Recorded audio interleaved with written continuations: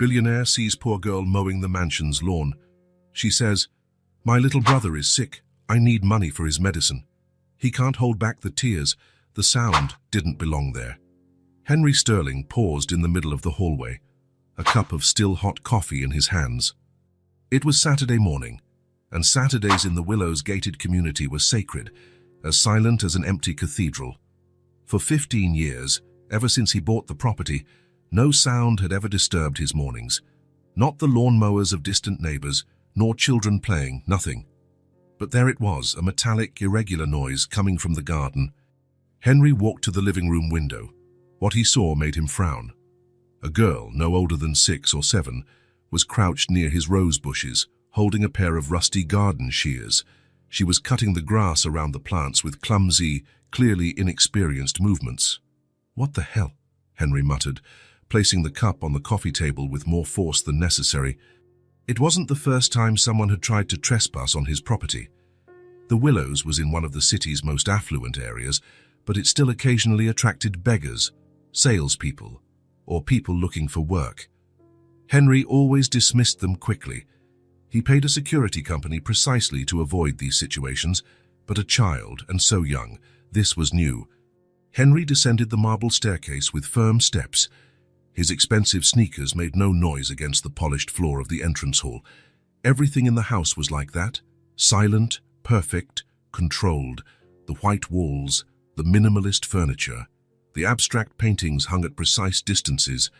Not a single thing was out of place. He opened the main door and felt the cool morning air. The garden stretched out before him like a flawless green carpet, interrupted only by the tiny figure of the girl who continued to work, engrossed. "Hey!" Henry shouted, walking along the stone path. "What are you doing?" The girl looked up.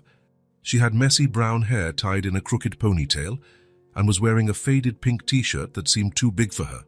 Her eyes were dark, large, but they held a strange seriousness for someone so young.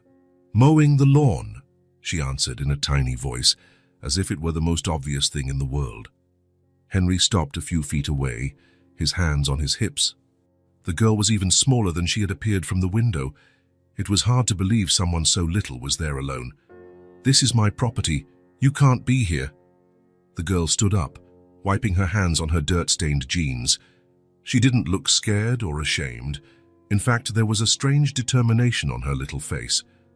"I know it's yours," she said. "But you weren't using this part, and it's a bit overgrown." "That doesn't matter. You need to leave now." Henry tried to sound firm, but there was something unsettling about scolding such a small child. "Can I finish first? There's just a little bit left." The girl's audacity left Henry momentarily speechless. He was used to being obeyed immediately. In business meetings, a single word from him could make executives tremble. But here was a 6-year-old child negotiating with him. "No," Henry said, regaining his composure. "You can't finish. You shouldn't have even started. This is private property." The girl sighed, as if she were the one dealing with a stubborn child. The sound was amusing, coming from someone so small. "Okay," she said, putting the shears into a small, worn-out backpack that had a butterfly sticker on it. "But you could have let me finish. I'm not doing anything wrong. You're trespassing on my property." "I'm helping it look prettier." Henry felt a vein throb in his temple. "Why are you doing this? Where are your parents? Do they know where you are?" The girl stopped packing her backpack and looked him directly in the eyes. There was something in her expression that Henry couldn't decipher. It wasn't defiance, nor fear. It was something deeper, sadder. "My brother's sick," she said, with a seriousness that definitely didn't match her age. "Time raising money for his medicine." The words hit Henry like a punch to the gut. He opened his mouth to reply, but nothing came out. The girl continued speaking, her voice low but steady. "Thomas needs medicine every day, or his fever won't go down. I thought if I mowed the lawns of the big houses, people might give me a few dollars." Henry felt something strange happening in his chest, a pressure, as if something were breaking inside. The girl stood there, with her old backpack and rusty shears, explaining why she had trespassed on his property, as if it were the most natural thing in the world. And she was only 6. "Thomas is my little brother," she continued, her voice trembling slightly. "He's 5. He gets sick a lot. And the doctor said we need to buy the right medicine. The cheap ones don't work well." Henry blinked, and something warm ran down his face. Tears. He was crying. When was the last time that had happened? He couldn't remember. "What's your name?" Henry asked, his voice softer now. "Alice. Alice Miller." "How old are you, Alice?" 6. I'll be 7 next month." Henry swallowed hard. 6 years old, and she was here, trying to earn money to buy medicine for her sick brother, with old shears and a determination that most adults he knew didn't possess. "Where do you live?" Alice pointed beyond the property walls, toward what Henry knew to be one of the city's poorer neighborhoods. "On Blossom Street, house number 47. It's the small blue one with the broken fence." Henry knew the area. He had driven past it a few times on his way to the office. Small houses, poorly maintained streets, old cars parked on the sidewalks. He had never really paid attention, but now the images came back to his mind with painful clarity. "Show me," Henry said. Alice frowned. "What?" "Your house. Show me where you live." "Why?" she asked with the natural curiosity of a 6-year-old. Henry hesitated. He didn't know why himself. Something in that conversation had changed something inside him, something he didn't fully understand. "I want to meet your brother," he said finally. Alice studied Henry's face for a long moment, biting her lower lip as children do when they're thinking. "Okay," she said eventually, "but you can't scare Thomas. He gets nervous around people he doesn't know." The walk to Alice's house took only 15 minutes, but for Henry, it was like entering a completely different world. The girl walked beside him with small, quick steps, chattering nervously about random things, like how she learned to use the shears, how she knew Saturday was the best day to mow lawns because people were home. They left the affluent area of the gated community and entered a neighborhood where the houses were small and close together. Some had well-kept gardens, others were clearly neglected. Children played in the streets, and adults chatted on their porches. Henry had never been here before. Even driving by, he had never really seen it. House number 47 was exactly as Alice had described. Small, tiny, faded blue house with a wooden fence that was half fallen. The front yard had more dirt than grass, and there were toys scattered on the porch, a doll with no hair, a few broken cars. "This is it," Alice said, opening the gate, which creaked loudly. Henry followed her up the path to the front door. The paint was peeling, and one of the windows had a cracked pane that someone had fixed with duct tape. Alice opened the door without a key. "Thomas," she called in her tiny voice, "I'm home." The inside of the house was even more striking than the outside, not for its beauty, but for the raw reality that Henry had never witnessed up close. The living room was tiny, with an old sofa that had patches on the cushions and a small television on top of a wooden crate. The floor was worn tile, and the walls had damp stains in some places, but there was something more. There was life there. Children's drawings taped to the refrigerator, a colorful blanket thrown over the sofa, storybooks stacked on a small table. It was messy, yes, but there was a warmth that Henry's mansion, with all its perfection, had never possessed. "Thomas," Alice called again, walking toward a narrow hallway. A voice even tinier than hers answered from one of the rooms. "I'm here, Alice." Henry followed Alice down the hall to a small room where a child was lying in a twin bed. The boy had messy blonde hair, but his skin was pale and sweaty. Even from a distance, Henry could see he had a fever. "This is Thomas," Alice said, sitting on the edge of the bed and placing her small hand on her brother's forehead. "Thomas, this is... What's your name again?" "Henry," he answered, feeling strangely out of place in that small room. Thomas looked at Henry with big, curious eyes, just as large as his sister's. "Are you Alice's friend?" Henry didn't know what to say. Was he? They had met less than an hour ago, and it had started with him trying to kick her off his property. "He is," Alice answered for him, with the simple confidence of a child. "He came to see how you are." Thomas smiled, a weak but genuine smile. "I'm better today. Yesterday I couldn't even play." Henry felt his chest tighten. This child was clearly sick, yet he was trying to seem strong for his sister. "Where's Mom?" Alice asked. "She went to work." Said she won't be back till late. Alice nodded as if this were normal, and Henry realized it probably was. Mom cleans offices at night, Alice explained to Henry simply. Henry watched the scene. Alice, just 6 years old, taking care of her sick brother, shouldering responsibilities no child should have, Thomas trying to be brave despite being clearly in pain, her mother working night shifts to try to pay the bills.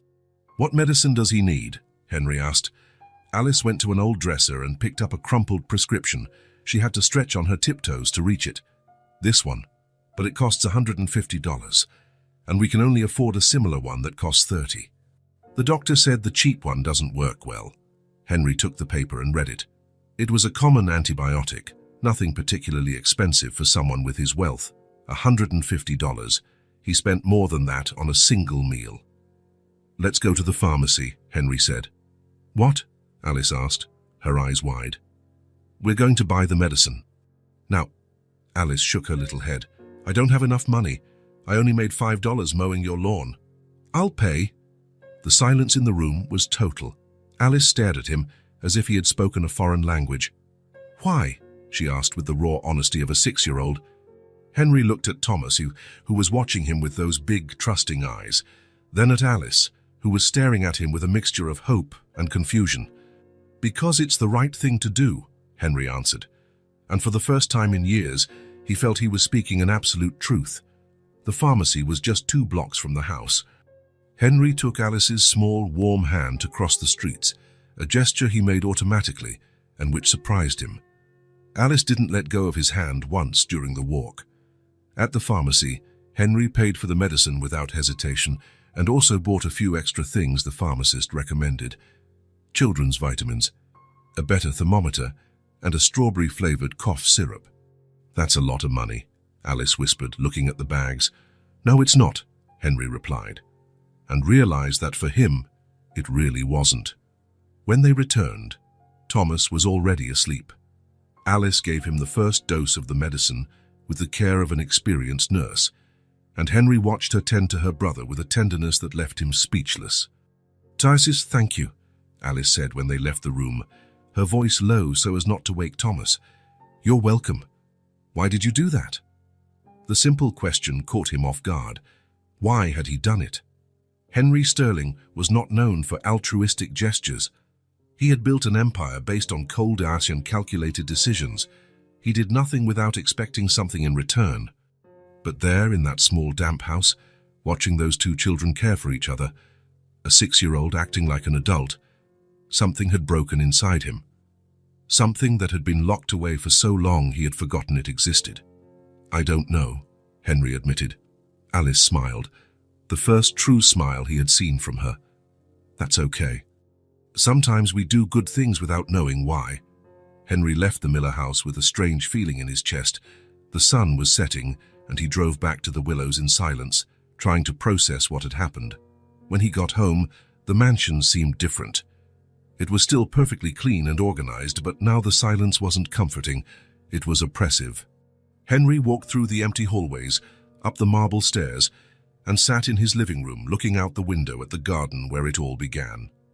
For the first time in his life, Henry Sterling had done something without calculating the return. He had helped someone simply because it was the right thing to do, and the feeling was both liberating and terrifying. He didn't know what this meant for him, or what he would do next, but he knew something fundamental had changed.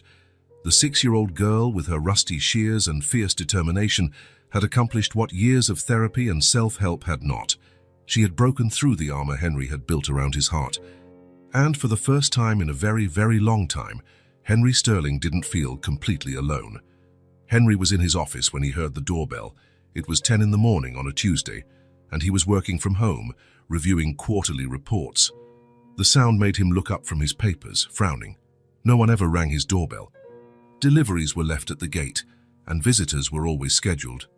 Henry went downstairs wondering if it was a persistent salesperson. When he opened the door, he found Alice standing on the step, holding an old cookie tin with both her small hands. "Hi," she said, smiling in a shy way that Henry hadn't seen before. "Alice." Henry looked over her head, searching for an adult. "Are you alone?" "I am," Thomas is feeling better, so he's with the neighbor. Alice lifted the tin with an effort. I brought you something. Henry looked at the tin. It was old, with peeling paint, and had a unicorn sticker on the lid. What is it? Cookies. Mom made them last night.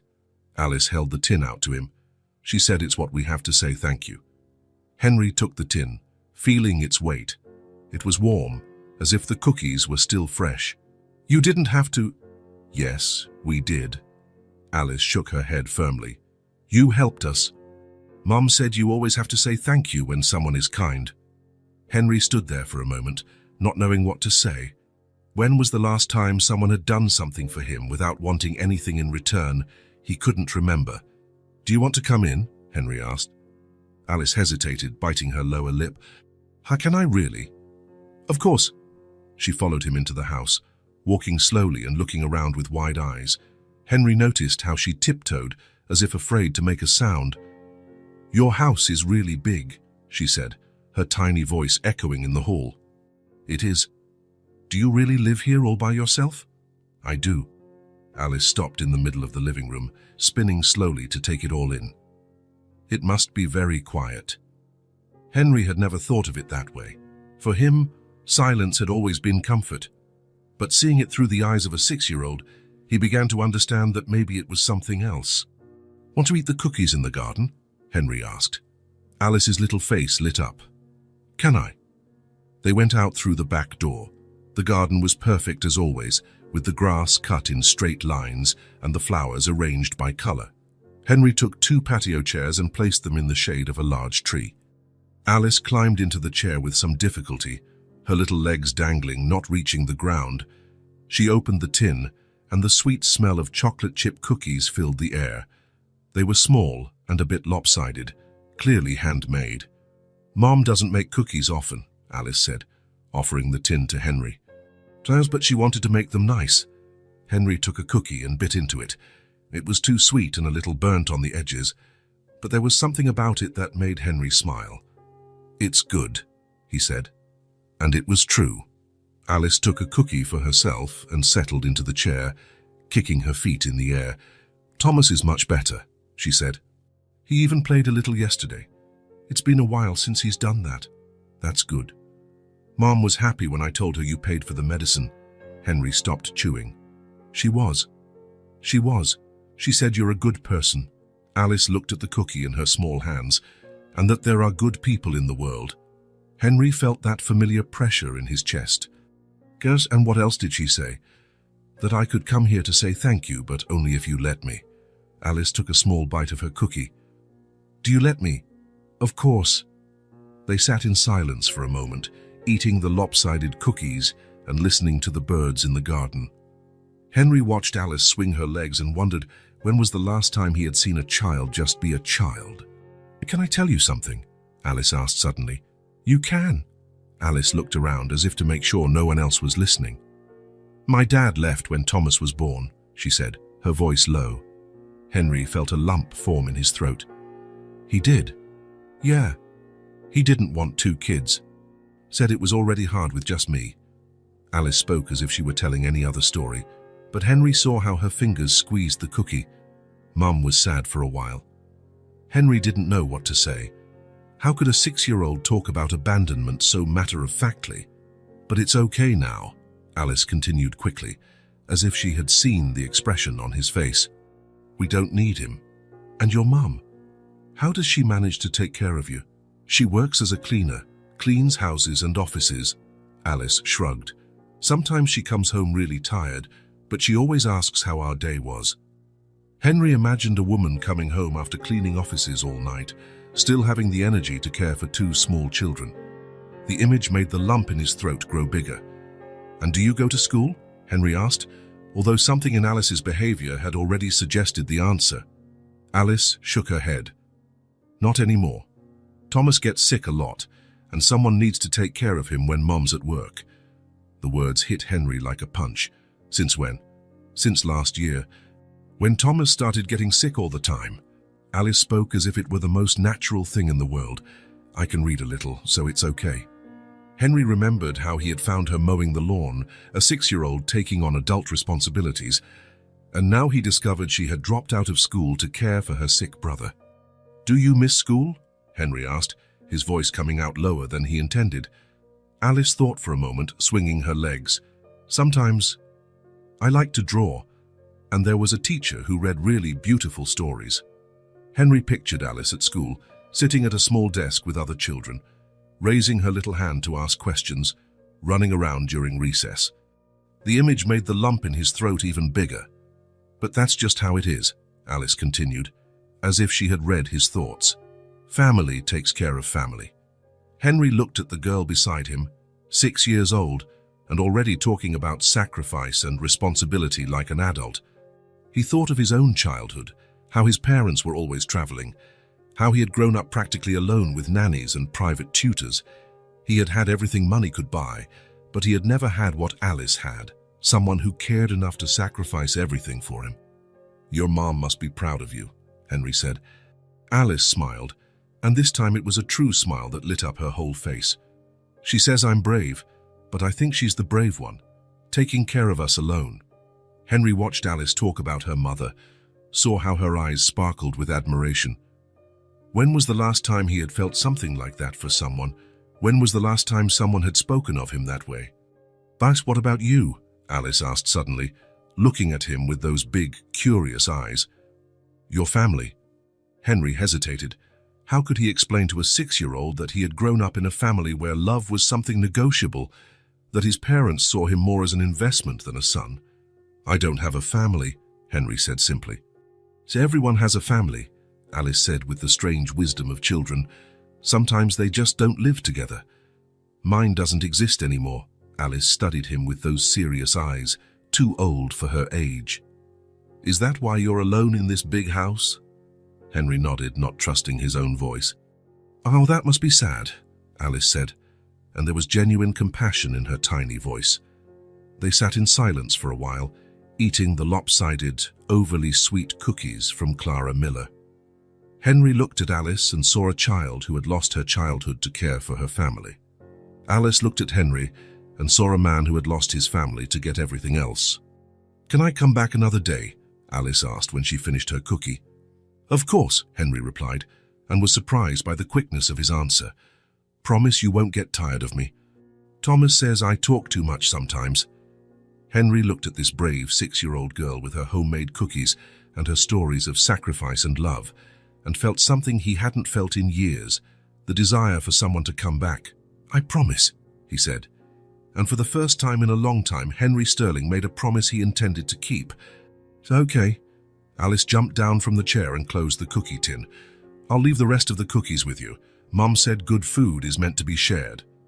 Henry took the tin, feeling its weight and warmth. It was the first time in years someone had cooked especially for him. "Thank you," he said. "You're welcome." Alice smiled and waved. "But by Henry." Henry watched her walk out of the garden, a small figure with determined steps, heading back to her life of impossible responsibilities. And for the first time since he could remember, Henry Sterling didn't want the silence to return. The following Thursday, Henry was working when he heard the doorbell.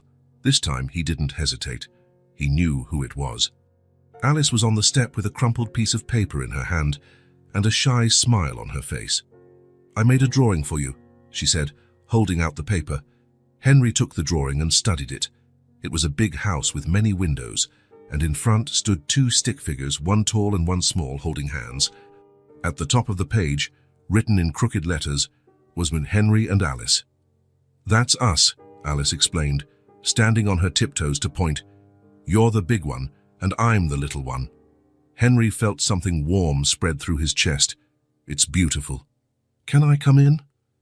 "You always can." And so it began. Alice would show up 3, sometimes 4 times a week, always with something in her hands, a new drawing, a flower she had found on the way, or just her own empty hands and a story to tell. Henry discovered she had an impossible imagination for a 6-year-old.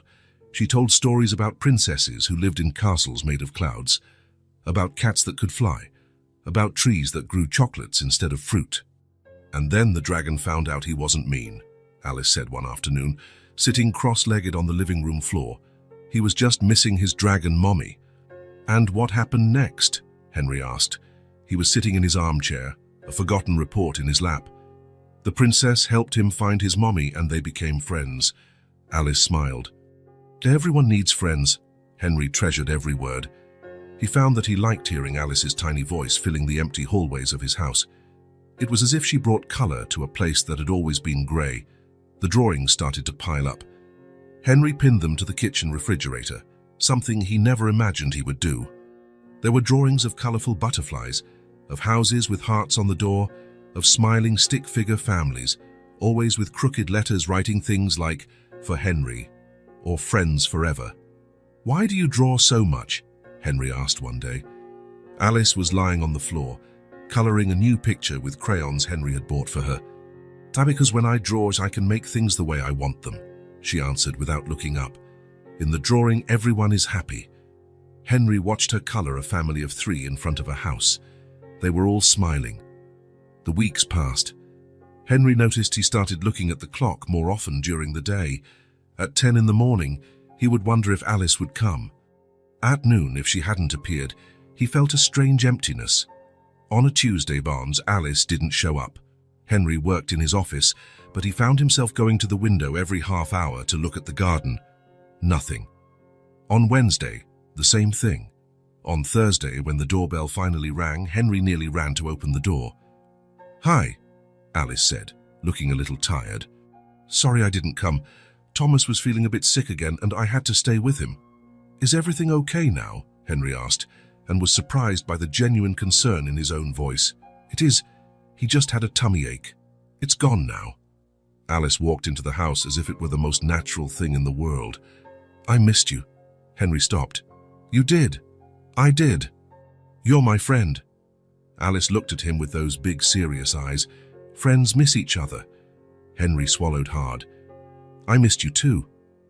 It was the first time he had admitted it, even to himself. The smile that lit up Alice's face was like sunshine entering a dark house. "Good. I brought a new story for you."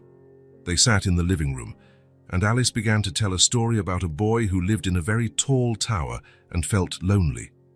Henry listened to every word, noticing similarities that Alice probably didn't even see. "And then a little bird came," Alice continued, gesturing with her hands. She wasn't afraid of heights. "She flew to the boy's window every day. And what happened? The boy discovered he wasn't lonely anymore. The little bird brought music to the silent tower." Alice smiled. "And they became a family." Henry felt his chest tighten. "A family? Yeah. Family isn't just who you're born with. It's who stays with you." Alice said this with the strange wisdom of small children. It's who cares. That night, after Alice had left, Henry walked through the house. It no longer seemed so silent. He could hear echoes of Alice's laughter in the hallways. Imagine her little footsteps on the marble stairs. He looked at the drawings on the refrigerator. At the armchair where Alice always sat to tell her stories. At the crayons scattered on the coffee table. For the first time in 15 years, his house showed signs of life. And for the first time in much longer, Henry Sterling had someone to wait for. He didn't know when it had happened. He didn't know the exact moment when a 6-year-old girl with impossible stories and crooked drawings had become the most important part of his days. But he knew he didn't want to live without it anymore. Without her. On Friday, when Alice appeared at the door with a new drawing, a tall tower with 2 figures in the window, one big and one small, Henry understood that his life had changed forever. "It's our story," Alice explained. "The boy in the tower and the little bird." Henry looked at the drawing and saw the simple truth that a 6-year-old had managed to capture. He was no longer alone, and he never wanted to be again. Henry was in the garden on a Friday afternoon when he realized he knew almost nothing about the real lives of Alice and Thomas. They came to his house, told stories, made drawings, but what was their daily routine like? How did Clara manage to take care of everything on her own? The question bothered him for the rest of the day. During his solitary dinner, he thought of the small table he had briefly seen on his first visit. During his shower, he thought of the tiny bathroom he had glimpsed. In his king-size bed, He thought of the two twin beds squeezed into a small room. On Saturday morning, Henry made an impulsive decision. He was going to visit the Millers, not to solve an emergency this time, but simply because he wanted to better understand how they lived. 20 minutes later, he was standing in front of the faded blue house on Blossom Street, holding a bag of fruit he had bought on the way. It wasn't much, just an excuse to show up unannounced. Thomas was the one who answered the door, and his eyes widened in surprise. "Henry!" he shouted, jumping up and down. "You came?" The sound attracted Alison, who came running from the back of the house. "What are you doing here?"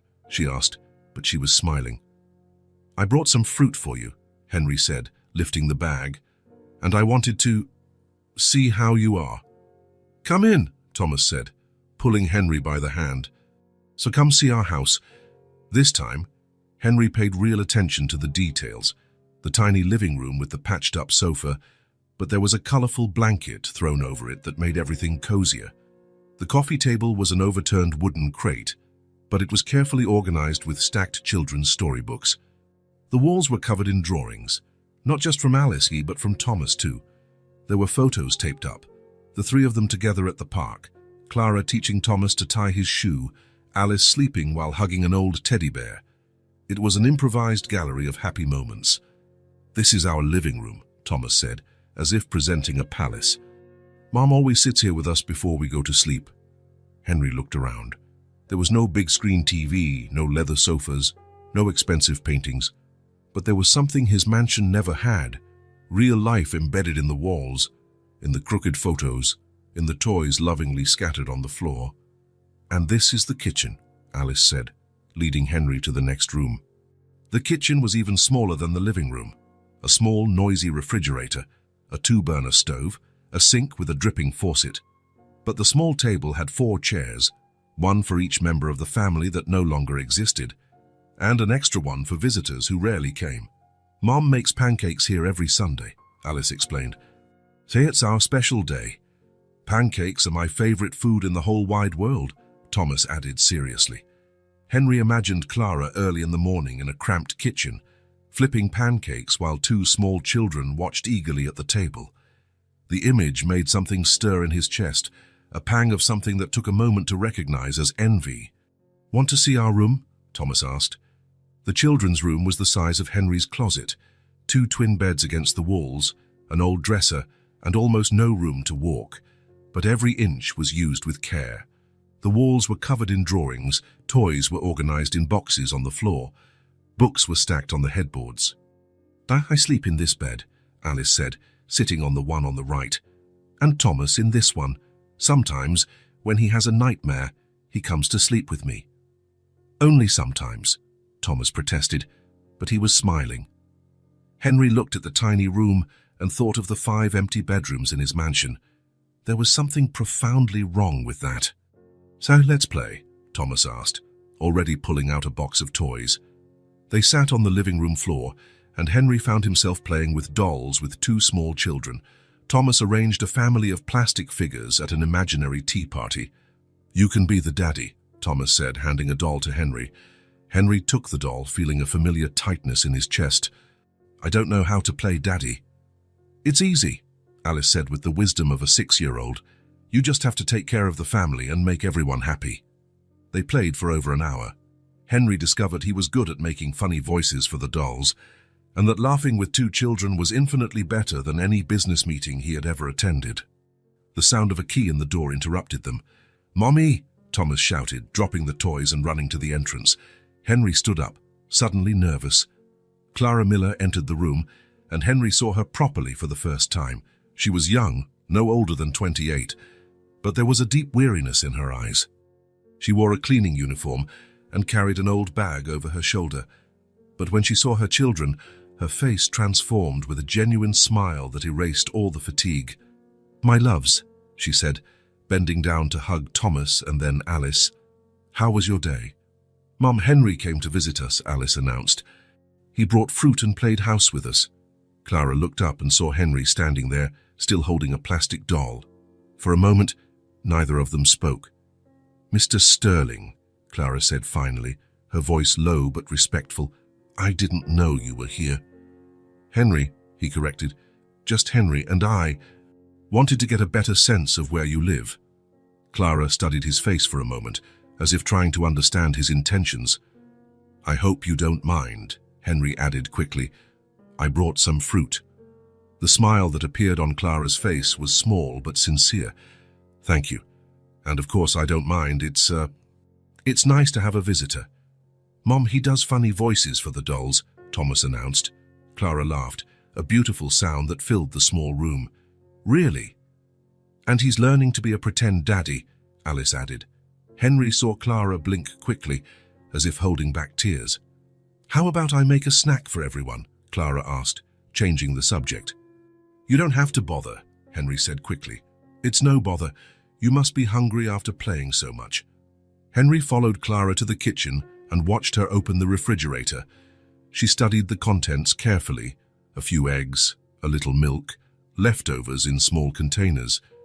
I can make scrambled eggs, Clara said, more to herself. Henry felt his chest tighten. She was offering to share the little food she had with a man who could buy the entire supermarket without feeling a difference in his bank account.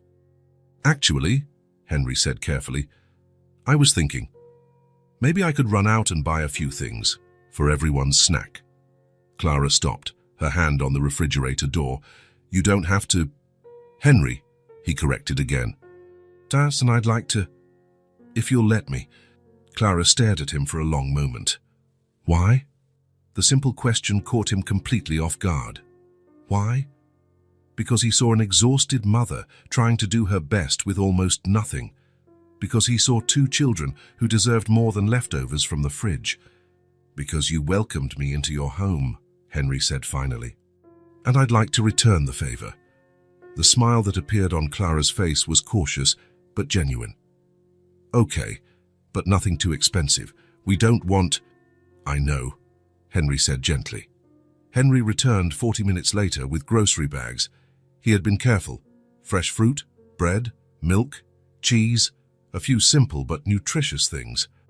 Nothing that looked like charity, just good food to share. When he opened the bags on the kitchen table, he saw Thomas and Alice's eyes widen. Look, apples, Thomas exclaimed, as if he had discovered treasure. And grapes, Alice added, picking up a bunch and examining it carefully. Clara watched in silence, biting her lower lip. It's too much, she said finally, her voice low. No, it's not, Alice replied before Henry could speak. We don't need much, just someone who remembers us. The 6-year-old's simple words hit Henry like a punch to the gut. He looked at Clara, who had tears shining in her eyes. That's right, Henry said softly. I just want to remember you. They made simple sandwiches and squeezed around the small kitchen table. Henry had never had a more delicious meal. It wasn't the food, it was what surrounded it. It was Thomas telling bad jokes that made everyone laugh until their stomachs hurt. It was Alice dividing her apple into small pieces for everyone to try. It was Clara asking about Henry's work with genuine interest, as if he were an old friend. It was family. Henry looked around the small table and felt something he had never experienced. He had grown up in a mansion 3 times the size of the miller's entire house, but he had never felt this warmth. His parents had given him everything money could buy, expensive schools, designer clothes, trips abroad. But they had never given him what Clara gave her children every day. Full presence, unconditional affection, the feeling of being the center of someone's world. Here in this cramped kitchen, with second-hand furniture and a dripping faucet, there was more real wealth than in all his investments combined. When Henry finally got up to leave, it was already dark outside. Thank you, Clara said at the door, her voice sincere. Not just for the food, for playing with them, for treating us like... Like what? Henry asked. Like family. Thomas and Alice hugged him tightly before he left, and Henry felt like he was leaving a part of himself in that small house. Will you come back? Alice asked. If you'll have me. Of course we'll have you, Thomas said. You're our friend. On the way back home, Henry thought about the stark difference between the 2 residences. His enormous and silent, full of expensive objects and completely empty of life. And the miller's, tiny and noisy, with almost nothing of material value but overflowing with true love. When he got home, Henry walked through the empty hallways and understood something fundamental. For the first time in his life, he had helped someone not because it was strategically smart, not because it would increase his fortune or reputation. He had helped because it was the human thing to do, because on the other side were other human beings who mattered. That's how it should have always been. That's how he wanted it to be from now on, with pure and simple humanity. And for the first time in a long time, Henry Sterling felt truly rich. It was a Thursday late in the afternoon when the doorbell rang. Henry was in his office reviewing contracts, but he immediately dropped everything. He already knew who it was. Only one person rang his doorbell with that frequency. When he opened the door, he found Alice alone on the step. She was wearing a little yellow dress that had seen better days, and she was clutching a rag doll to her chest. "Hi," she said, smiling a little shyly. "Hi, Alice. Where's Thomas?" "He stayed home with the neighbor. She's teaching him how to make animals out of modeling clay." Alice rocked on her heels. "Can I come in?" "You always can." Alice entered the house, but this time she didn't stop to admire the hall or the living room. She walked directly to the back door. "Can we stay in the garden?" she asked. "It's really nice out there." Henry followed her. The afternoon sun was golden, casting long shadows on the perfect lawn. Alice sat on the grass, near the roses, and placed the doll beside her. Henry hesitated for a moment. He never sat on the garden floor, but ended up joining her. "Do you want me to get you some juice?" Henry asked. "That would be nice." Henry returned with 2 glasses of orange juice. Alice accepted hers with both hands and took a small sip. "It's yummy," she said. They sat in silence for a few minutes, just enjoying the afternoon. Henry watched Alice adjust the doll so it could also see the garden. It was such a naturally maternal gesture that it made him smile. "Does your doll have a name?" Henry asked. "She does. It's Rosie." Alice smoothed the doll's yarn hair. "Mom made her for me when I was little." "You're still little," Alice laughed. "Not that little. Now I take care of Thomas and help Mom." She spoke as if it were completely normal. "Rosie helps me not be scared when it's dark." Henry felt that familiar pang in his chest. A 6-year-old shouldn't have to be brave in the dark. She should be able to be a child, to be afraid, to know that there would always be someone nearby to comfort her. "What are you afraid of in the dark?" Henry asked gently. Alice thought for a moment, swirling the juice in her glass. "Sometimes I'm scared that something will happen to Mum when she's at work. Or that Thomas will get sick again and I won't know what to do." The raw sincerity of the answer left Henry speechless. Alice carried worries that adults struggled to handle, and she was only 6. "But Rosie reminds me that I'm strong," Alice continued, hugging the doll, "and that Mom always comes home." They returned to a comfortable silence. A gentle breeze swayed the flowers, and a few birds sang in the trees. Henry watched Alice look around the garden, then at the huge house behind them. Her eyes scanned the enormous windows, the white columns, the vastness of the property. Henry saw her mentally count the rooms she could identify from the windows. "Henry," Alice said finally, her voice low and curious. She turned to look at him directly, with those big, serious eyes. "Why do you live in such a big house all alone?" The simple question hit him like a gunshot. Henry opened his mouth to answer, but no sound came out. How had a 6-year-old managed to ask the question he had been avoiding for years? Alice waited patiently, playing with the petals of a rose that had fallen on the ground. There was no judgment in her question, just genuine curiosity and perhaps a little bit of concern. Henry looked at the house around them, the huge windows reflecting the setting sun, the empty hallways he could imagine through the walls, the rooms that were never used, the dining room where he never received guests, the gourmet kitchen where he rarely cooked. "Because I always worked too much," Henry said finally, his voice coming out lower than he intended. "And I forgot to live." The words hung in the air between them. Henry was surprised by his own honesty. He had never admitted this even to himself, let alone to someone else. Alice absorbed the answer in silence, nodding as if it made perfect sense. "It's sad to live alone," she said simply. "It is," Henry agreed. and it was the first time he had admitted it out loud. "But you're not alone anymore," Alice said, smiling. "Oh, you have me and Thomas and Mom." Henry felt his chest tighten. "I do. Of course, we're your friends." Alice spoke with the absolute certainty of small children. Friends don't let friends be alone.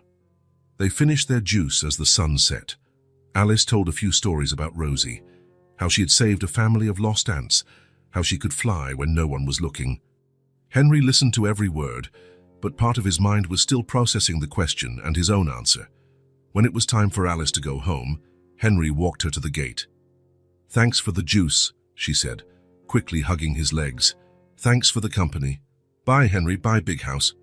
Henry watched her walk down the street until she disappeared around the corner. Then he returned to the garden and sat in the same spot where they had been together. The grass was still flattened where Alice had sat, and there were a few rose petals scattered where she had played. "Why do you live in such a big house, all alone?" The question echoed in his mind. Henry looked at the house, his achievement, his symbol of success, his refuge from the world. But for the first time, he saw it through the eyes of a 6-year-old who shared a tiny room with her brother and thought it was perfectly normal. How many bedrooms were there? 8, 10. And how many did he actually use? His bedroom, the office, sometimes the kitchen. The rest was just empty space, echoing with the sound of his own footsteps. "Because I always worked too much and I forgot to live." His own words came back to haunt him. When was the last time he had truly lived? Not just existed, working and accumulating money, but truly lived. He couldn't remember. Henry remained in the garden until it was completely dark, thinking about Alice's question, about the sincerity in his own eyes when he answered, about the way she had accepted his answer without judgment. The next morning, Henry drove to the office, as he had every Monday for 15 years. The Sterling Group occupied 3 floors of a glass building in the city center. It was his creation, his legacy, his greatest achievement. The doorman greeted him with a polite but distant nod. Henry returned it in the same way as he always did. He got into the elevator alone, as always, and went up to the 12th floor. The doors opened to reveal the perfectly organized office. Desks aligned, computers on tires, employees already working even though it was only 8 in the morning. Henry walked down the main hallway toward his office. As always, employees would nod slightly or murmur, "Good morning, Mr. Sterling," as he passed. As always, he would respond with brief nods and keep walking. But this time, something different happened. For the first time, Henry really paid attention. People moved away when they saw him approaching. Conversations stopped mid-sentence. Smiles vanished from faces. It was as if a storm cloud was passing through the office. Henry stopped in the middle of the hallway and looked around, really looked. He saw how people avoided eye contact, how they hunched over their desks when he passed, how the entire atmosphere became tense with his presence. When was the last time he had seen someone smile spontaneously in the office? When was the last time he had participated in a casual conversation with an employee? He couldn't remember. Henry reached his office, a huge room with a panoramic view of the city, expensive furniture, trophies and certificates hanging on the walls. He sat in the leather chair behind the mahogany desk and looked through the glass walls at the rest of the office. His employees worked in silence. There were no laughs, no lively conversations, no sign that these people enjoyed being there. It was efficient, yes, productive, certainly, but it was completely devoid of humanity.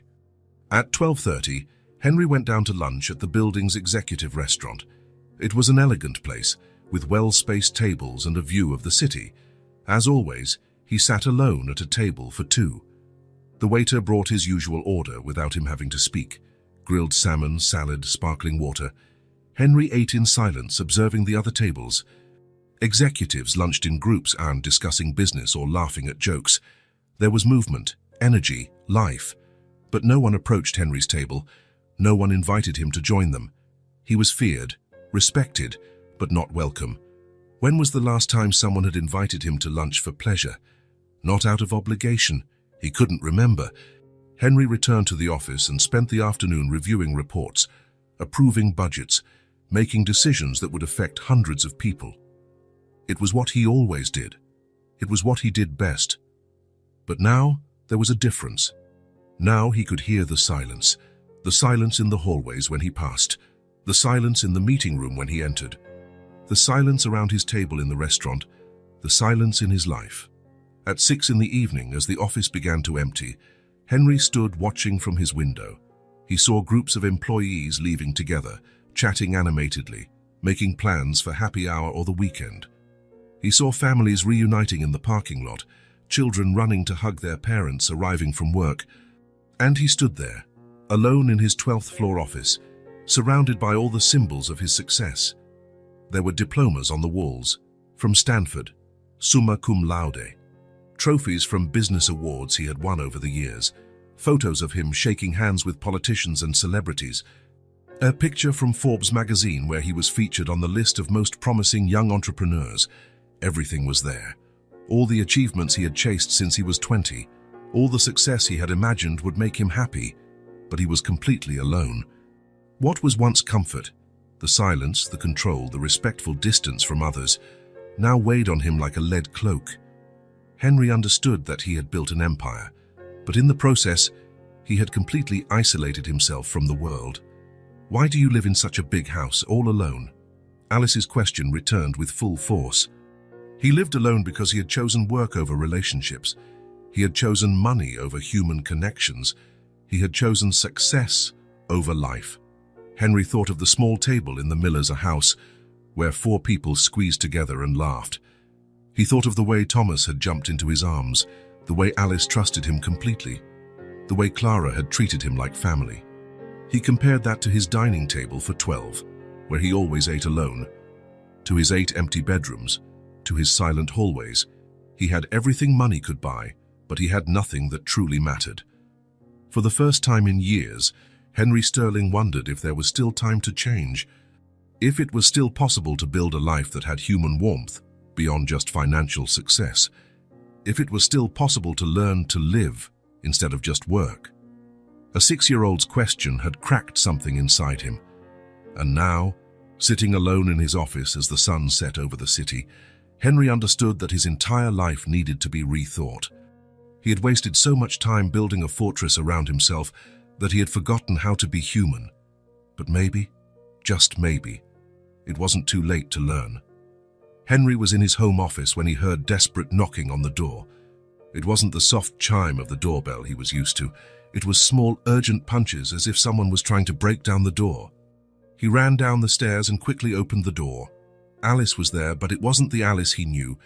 She was crying so hard she could barely breathe, her little face red and wet with tears. She was wearing the same clothes as the day before, but now they were wrinkled and dirty. "Alice." Henry knelt down immediately. "What happened? Are you hurt?" "We were evicted," she managed to say between sobs. "Mom tried, but it didn't work." Henry felt as if the floor had vanished from under his feet. The world started spinning around him. Evicted. The Miller family had been evicted. "Take a deep breath," Henry said, pulling Alice inside the house. "Can you tell me what happened?" Alice tried to calm down, wiping her nose on the sleeve of her t-shirt. "The man came early this morning. He said we had to leave. Mom cried a lot, but he wouldn't let us stay." Henry knelt in front of her, holding her small, cold hands. "Where are your mum and Thomas now?" "At the neighbor's house. Mrs. Gable let us stay there today, but she said it can't be for long." Alice started crying again. "Mom is so sad. She won't stop apologizing to us." Henry felt an anger he had never felt before. Not anger at a specific person, but anger at the situation, the injustice, the idea that a family like the Millers could be thrown out on the street. "Alice, listen to me," Henry said, his voice as firm as he could manage. "No one is going to be on the street. Do you understand? I'm going to fix this." "How?" she asked, her eyes big and full of hope. Henry didn't know how, but he knew he was going to fix it. This family had become a part of him. Not on paper, there were no documents or contracts connecting them, but in his heart, and he wasn't going to let them suffer anymore. "Come with me," Henry said, grabbing his car keys. "Let's go get your mom and Thomas." The neighbor's house was 2 streets down from the Miller's old house. It was small like all the others in the neighborhood, but well kept. Henry knocked on the door and waited. A woman in her 60s answered. She had kind eyes, but Henry saw worry in her expression.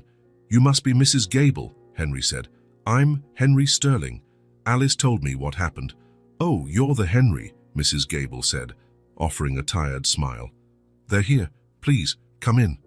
Henry followed Mrs. Gable into the small living room, where he found Clara sitting on an old sofa holding Thomas in her lap. Clara's eyes were red from crying, and Thomas looked confused and scared. "Henry," Clara said, standing up quickly. "What? Why are you—" "Alice told me," Henry said simply. "I came to help." Clara started crying again. "I'm so sorry. I tried to pay the rent, but with Thomas's medicine and the bills, I couldn't get it all together in time." Henry felt his chest tighten. Clara was apologizing as if it were her fault, that the world was unfair, that wages were low, that medicine was expensive. "You don't have to apologize for anything," Henry said. "Absolutely nothing." "But we have nowhere to go," Clara said, her voice breaking.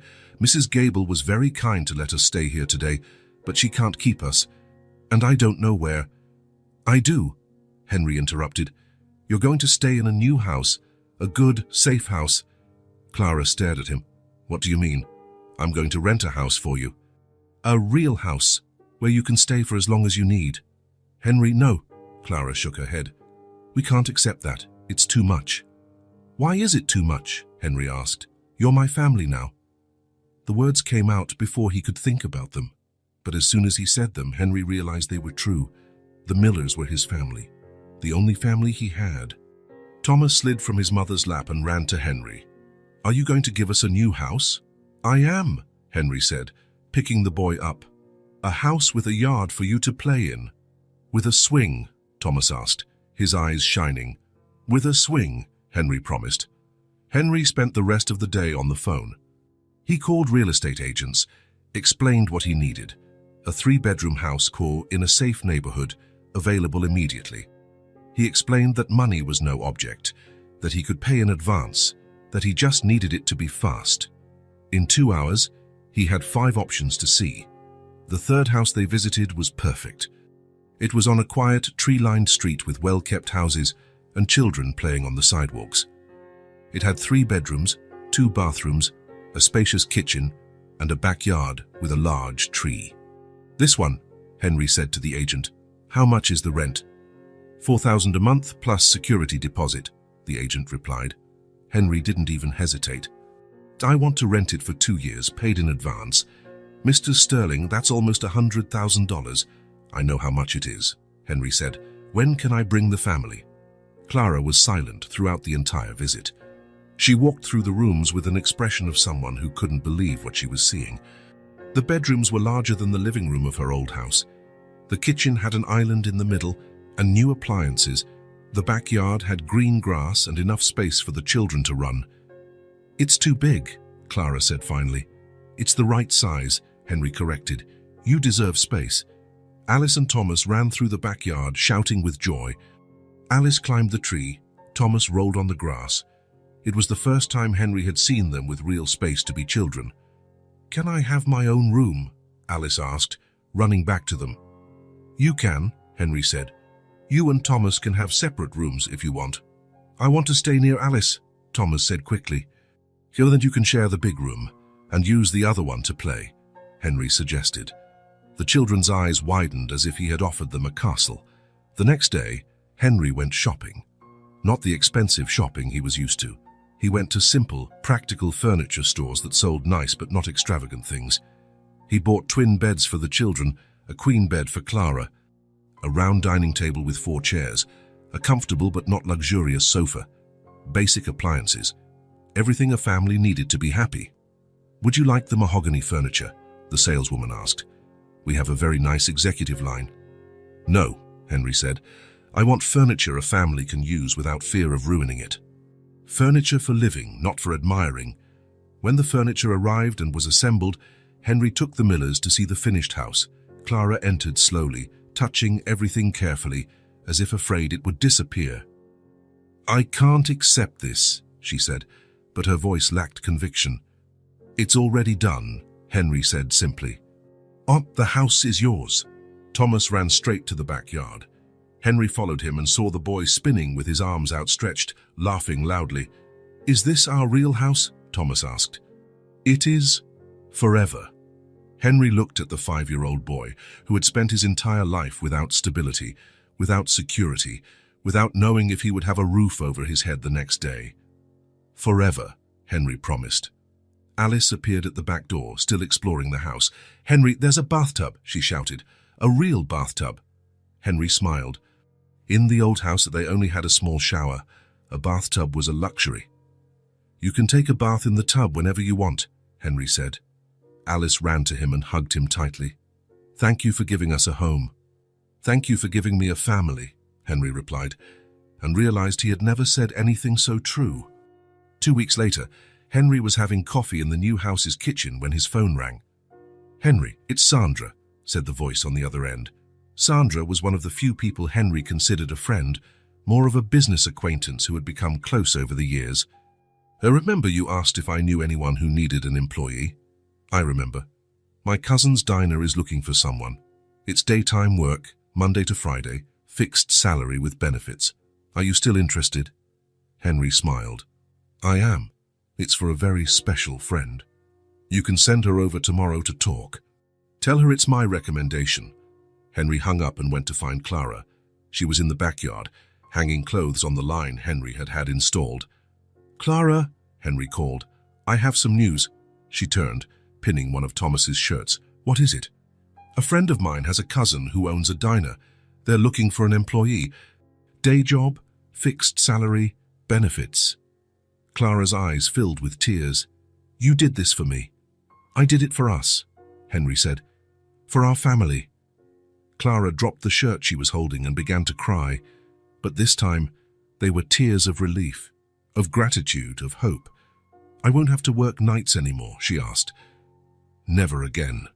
You'll work during the day and come home every evening. You'll have dinner with the kids, help with homework, read bedtime stories." "Like a normal mum," Clara said softly. "Like the wonderful mum you've always been," Henry corrected. The first night Clara worked at the diner, Henry had dinner with them. They sat around the new round table, eating pasta with sauce that Clara had made. "How was work?" Alice asked her mum. "It was good," Clara said, smiling. "Everyone was really nice to me, and I'll get to be home with you guys every night." "And in the morning too?" Thomas asked. "And in the morning too." Henry watched the scene. A family having dinner together, talking about their day, making plans for the weekend. It was something so simple, so normal, but something the Millers had never had, and he had never had it either. For the first time in his life, Henry Sterling was sitting at a table where he truly belonged, where he was wanted not for what he could buy or the power he had, but simply for who he was.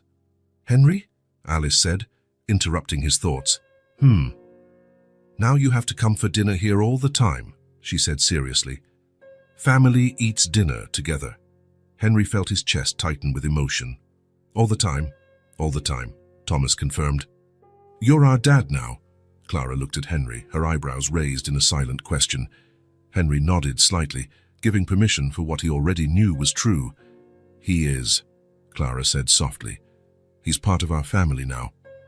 That night, Henry drove back to his mansion, but for the first time he didn't feel the weight of the silence when he walked in. He didn't feel the loneliness of the empty hallways, because now he had a place where he belonged, a table where he was expected, people who cared if he came home. For the first time in his life, Henry Sterling had emotional stability. Not the stability that came from money in the bank or secure investments, the stability that came from having people who loved him. And they finally had stability too. A safe home, a steady job, food on the table, the certainty that someone cared about them. It was a fair trade. They had given him a family, and he had given them security. But deep down, Henry knew he was the one who had gained the most in the exchange. It was a Sunday morning when Alice appeared at the mansion door with a folded piece of paper in her small hands.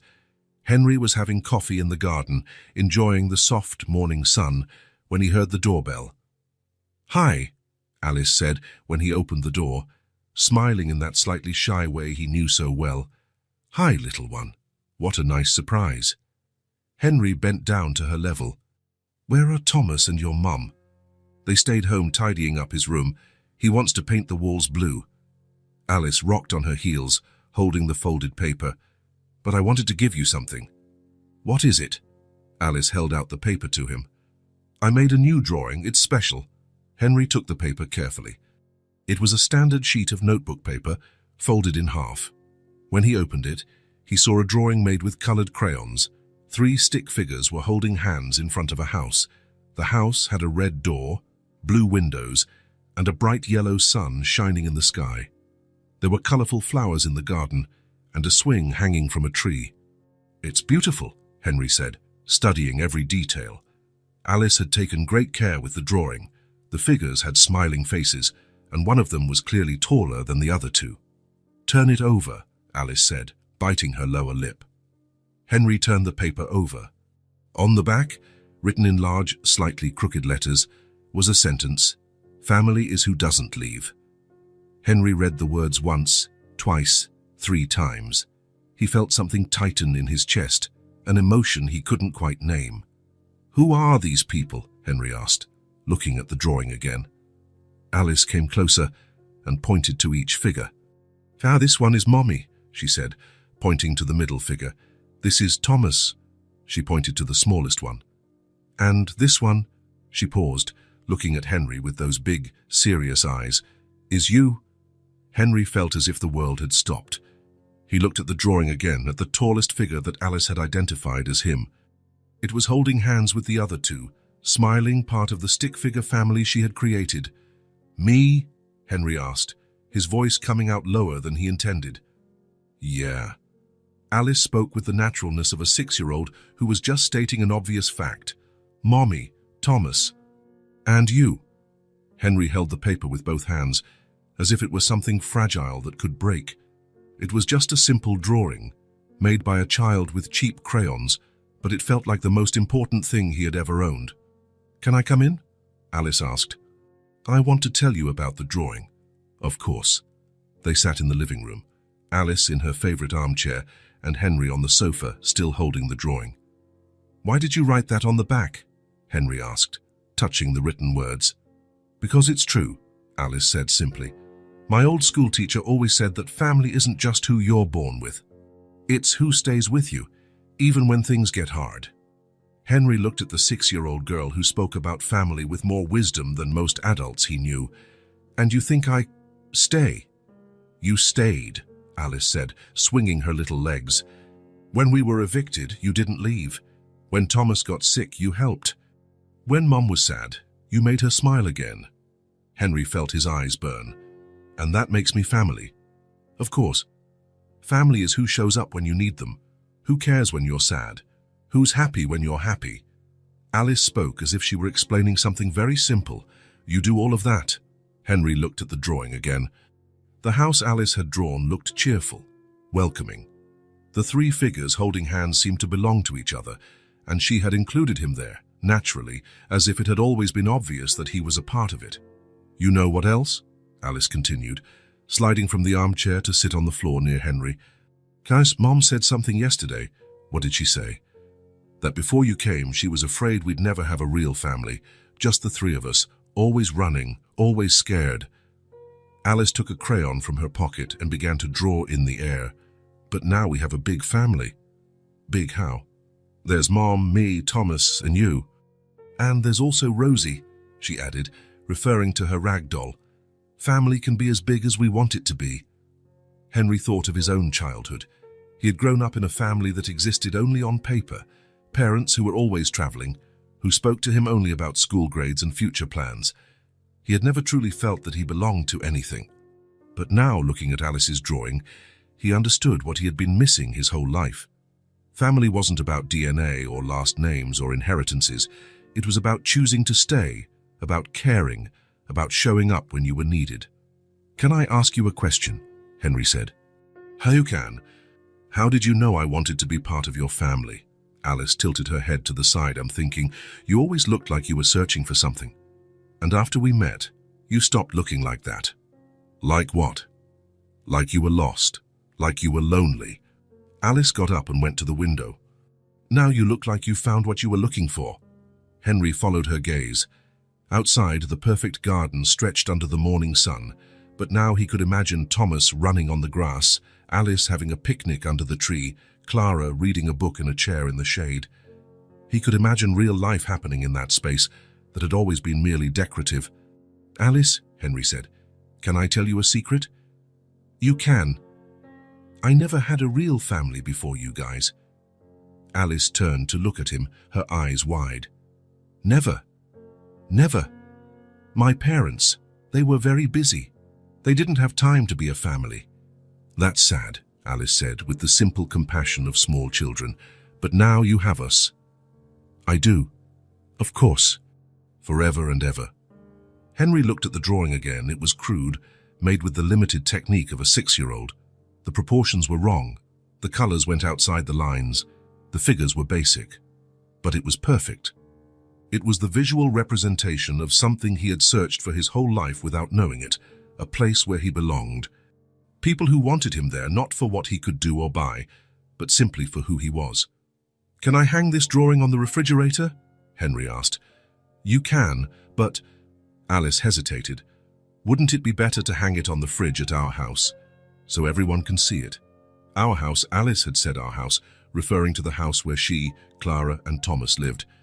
The house Henry had rented for them, but that Alice now considered his as well. "That's a good idea," Henry said. "Should we go there now?" "Let's go." Alice took his hand, small and warm, and they left the mansion together. On the way, she chatted about her plans to paint Thomas's room, about the new book her mum had bought her, about how she had taught Thomas to make bracelets with string. Henry listened to every word, but part of his mind was still processing the drawing he carried in his pocket. It was funny how a piece of paper could change everything. Or maybe it didn't change anything. Maybe it just made visible something that already existed. When they arrived at the house, Thomas ran to meet them at the door. "Henry, you came to see my room?" "I did. Alice brought me to see it." Clara appeared in the kitchen, drying her hands on a dish towel.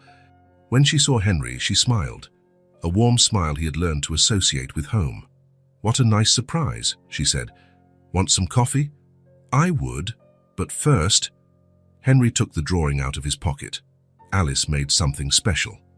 He showed the drawing to Clara, who studied it carefully. When she turned it over and read the words on the back, her eyes filled with tears.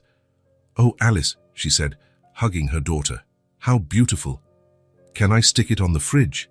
Alice asked. "Of course you can." They went to the kitchen, and Alice taped the drawing to the refrigerator door with a piece of tape. It was at her eye level, but from where Henry stood, he could see it perfectly. "Now everyone who comes here will know we're a family," Alice said, satisfied. Henry looked at the drawing on the fridge. Next to it were other drawings by Alice and Thomas, family photos, a shopping list written in Clara's careful handwriting. It was a gallery of daily life, of the simple things that make a house a home. And now he was part of it. He was literally represented there, holding hands with the people he had learned to love. "Family is who doesn't leave," Henry repeated the words from the drawing. "Yeah," Alice confirmed. "And you're not going to leave, right?" Henry looked around the kitchen, Clara preparing coffee, Thomas playing with cars on the floor, Alice organizing her crayons in a box. It was chaotic, noisy, imperfect. It was exactly where he wanted to be. "Never," Henry promised. "I'm never leaving."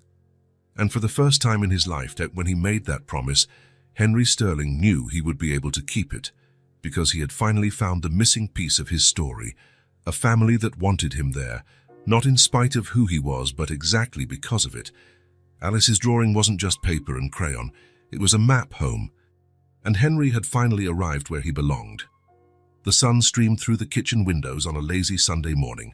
Clara was at the counter making coffee, still in her pajamas and slippers, her hair in a messy bun. The smell of fresh coffee mixed with the soft sound of the radio, playing in the background. Alice was sitting on the living room floor, surrounded by paper and crayons, concentrating on a new drawing.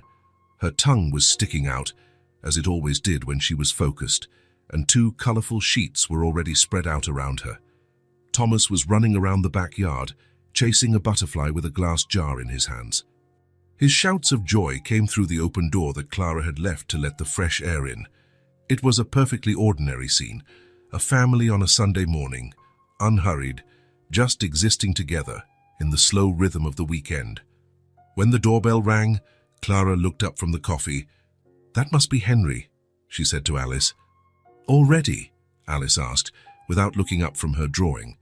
"He said he wanted to have breakfast with us today." Clara opened the door and found Henry standing on the porch, holding a paper bag that smelled of fresh bread.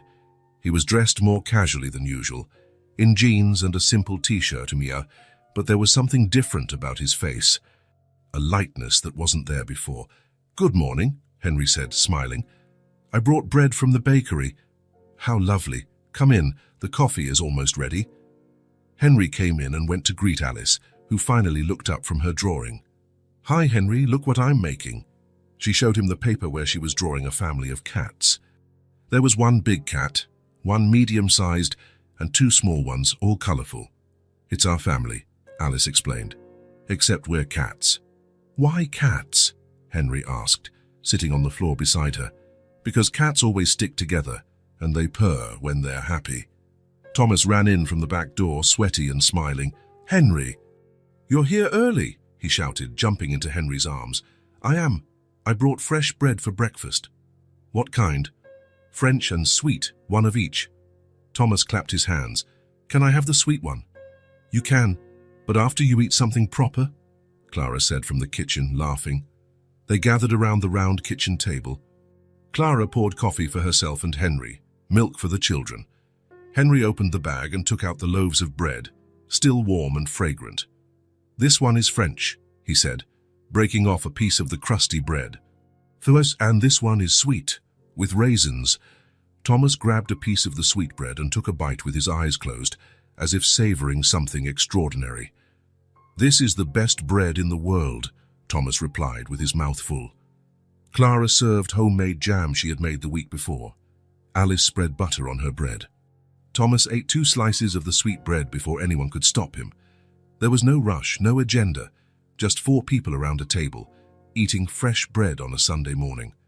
"Do you know what we're going to do today?" Clara asked. "What?" Thomas asked, excited.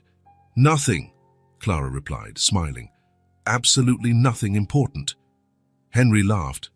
"Sounds perfect. Can we watch cartoons?" Alice asked. "We can. And then you can play in the yard, and maybe in the afternoon we'll make popcorn." "And you're staying, Henry?" Thomas asked. Henry looked around the table. Clara was disheveled and in her pajamas, but she looked more beautiful than any woman he had ever seen at social events.